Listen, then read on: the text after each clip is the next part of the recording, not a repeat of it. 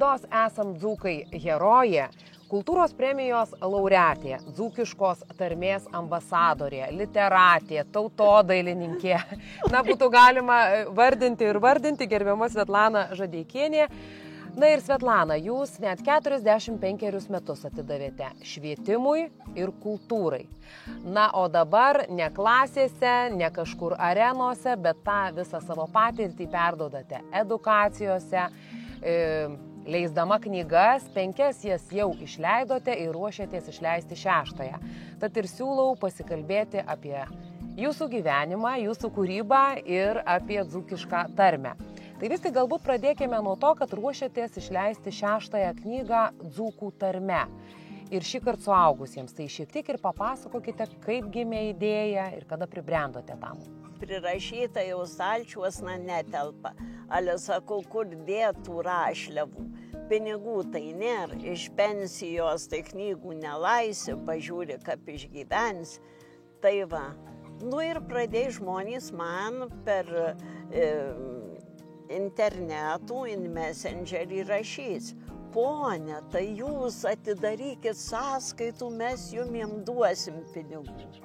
Oi, galvoju, kad aš mokėtau dar su tom sąskaitom užsijim, kogi ne buhalterė, ne mokytoja. Ir paskui taip išėjo, kad brolio sūnus Augustas Vichrovas sako, teta, aš jum pamačysiu. O man jei dviese, tai aš padarysiu viskų. O viena, tai aš nelabai aktyvi. Tai kaip jis pasisiūlė, tai taip ir padarėm. Ir Šiaulių banke įkūrėm individualių įmonių, dzūkiški paporinimai, atidarėm sąskaitų, viskų paskelbiau pas savi Facebook'e ir žmonės pradėjo pinigų siųsti. Nu, tokie žmonės doricijai dzūkai ir taip myli tų dzūkiškų šnektų, kad tik pradedu menkutėm, pirkutėm prie užvalo seno, dziedulis su bobu ir visi žinau, skaitau. Ir ta pasakutė, taigi parašyta kaip pasakojamasis kūrinys, o ją vaidino visur. Net iš Amerikos atvažiavo lietuviai miesto dienas ir tie suvaidzinį.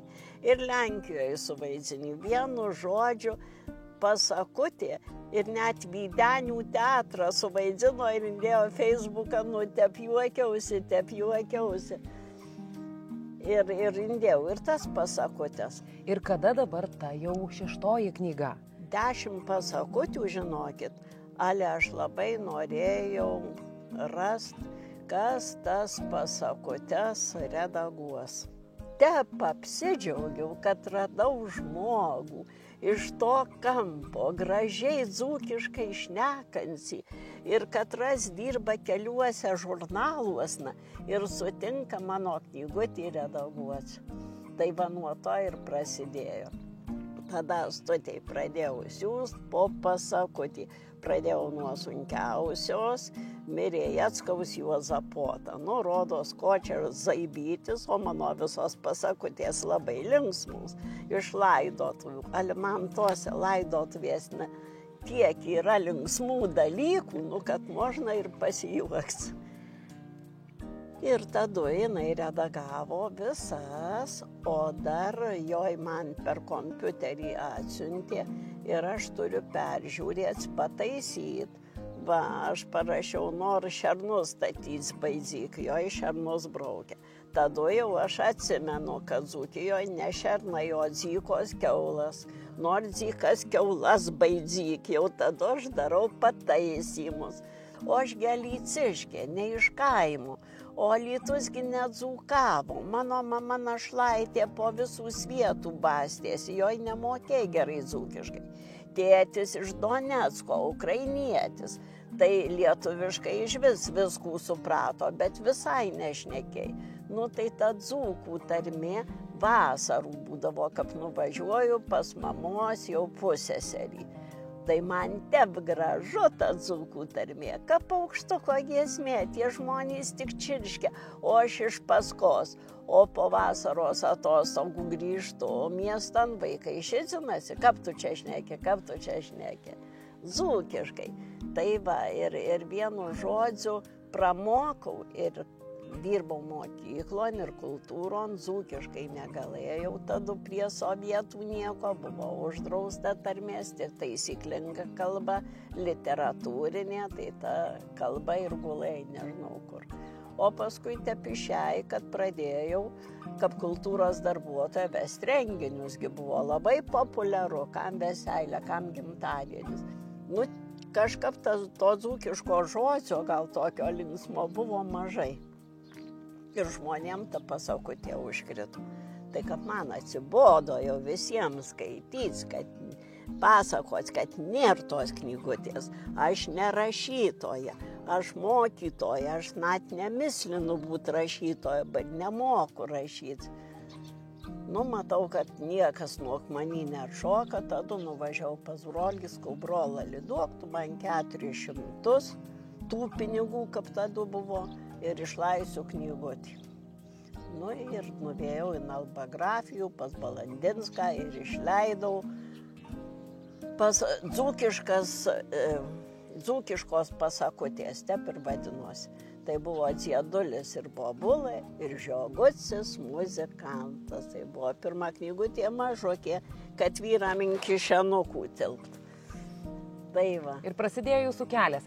Na, o kalbant apie knygelės vaikams, kaip patys vaikai, kai jūs ir pristatymuose dalyvaujat, kaip jie patys reaguoja, kaip jie tą dzūkišką dabar, 21 amžiuje, atrodo, visi prie kompiuterių, telefonuose sulindę, kokios reakcijos būna vaikų? Pirmiausia, tai viskas prasideda nuo mokytojų. Jei mokytojai neskatintų, su vaikais nešnekėtų, tai nieko ir nebūtų. Nes šeimose, kiek bandžiau per suaugusius eiti, tai pamiršę žmonės nemoka vieno žodžio, nešneka, jiem tai nereikalinga, tada pagalvojau, jei noriu Alytui atgaivint dzūkišką šnektą, pačiagi Dzūkijos sostinė, tai reikia eiti per vaikus, aš visų amžių dirbau su vaikais. Nu ir tada pradėjau daryti edukaciją su žaidimais. Nu, kaip jiem patiko tie dzūkiški žaidimai. Tai turi pasakyti tik tai keli žodukus, ali jie ir išmoksta. Ir sakau, vaikai, jei jūs nešnekėsit dzūkiškai, po kelių šimtų metų Dzūkija išnyks. Nieks nežinos, kad tokis gražus kraštas buvo, kad tokie losni žmonės gyveno, kad taip gražiai šnekėjo. Sakau, jei nenorit, kad išmirt Dzūkija, tai jūs turit sakyti, kad aš dzūkas, ne tik aš mokinys, aš tik koksai pavardį pasakyti, pirmiausia, aš dzūkas. Ir po to pasakykit labų rytų, labų dienų, kai ateinat mokyklon. O ką pavalgot, pasakykit, nu gardu, nu kaip čia tos uogutės man gardu buvo. Tai va, ir žinai, kas mane nustebino, kad einu mieste ir vaikai mane atpažįsta, einu tai be tautinių parėdų, o vedu su tautiniais ir pristatinėju, kokis čia parėdas, kaip vadinasi, kožnadalukė. Ir jie atpažįsta, tai prieina ir sako, teta, labų dienų. O, tai man toks įvertinimas, kad jie, reiškia, mane pasisveikina ir kad jam labų dienų jau išliko galvoj. Tai man yra labai daug. Jūs ir kultūros premiją gavot, aišku, už daugybę savo gyvenimo nuopelnų, bet tame tarpe ir už dzūkiškos tarmės puoselėjimą. Kaip pati jaučiatės, vertinat, ar nepavargot vis dar būti ta dzūkiškos tarmės ambasadorė Alytuje? Žinokit, aš džiaugiuosi, kad tas dzūkiškumas Alytui prigyja. Ir net pernai teikiant kultūros premiją mero paprašiau. Sakau, atvažiuoja žmonės iš užsienio. Tai nors 2 žodžius išmoksta ir japonai, ir vokiečiai, kad pasisveikit lietuvių kalbu. O sakau, jūs išeinat į scenų Alytaus miesto dienos ir nepasakot nei vieno žoduko dzūkiškai. O čiagi Dzūkijos sostinė. Prižadėjai, sakė, šiemet labai sopiai koja. Tai nebuvo, tai nežinau, kaip jis pasisveikino. Taip, ir kadangi turim jūsų iš būsimos knygelės vieną iš kūrinių, tai paprašysim ir paskaityti. Eina į šokius bernai.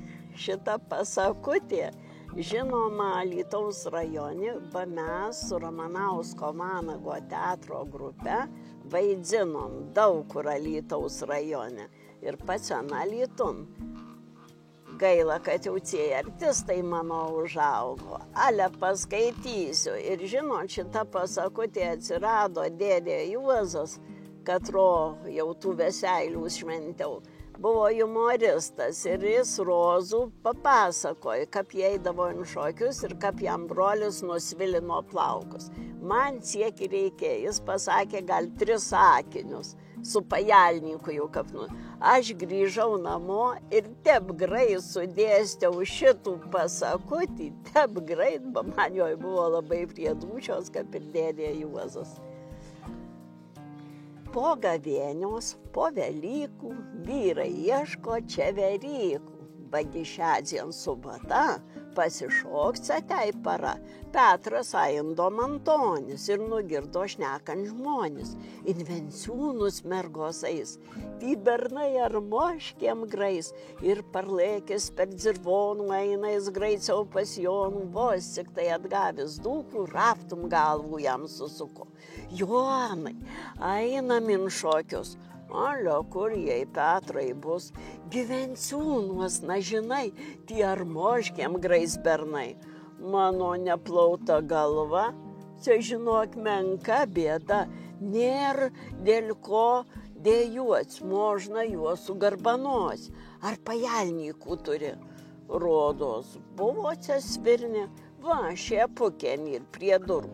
Sėsk, darysim ševeliūrų. Vandenio atneš kupkelį, aš einu užkursiu gnelį, jau pajalnikas raudonas, sėskam kuparo kaponas, pašlakstysim, suvyniosim, raptum ir sugarbanosim, su tokiu gražiu prizūru būsi pirmas ant venciūnų. Petrai, smirda man labai, ko tu nori, gi plaukai? Kas sekrenta palei kojas, maža kas virni voliojas, ar gražiai tik arbanojas. Grožis, net užversta į kojas, sukis, duok man kitų pusį, aš nuo smarvės tuoj uždusiu.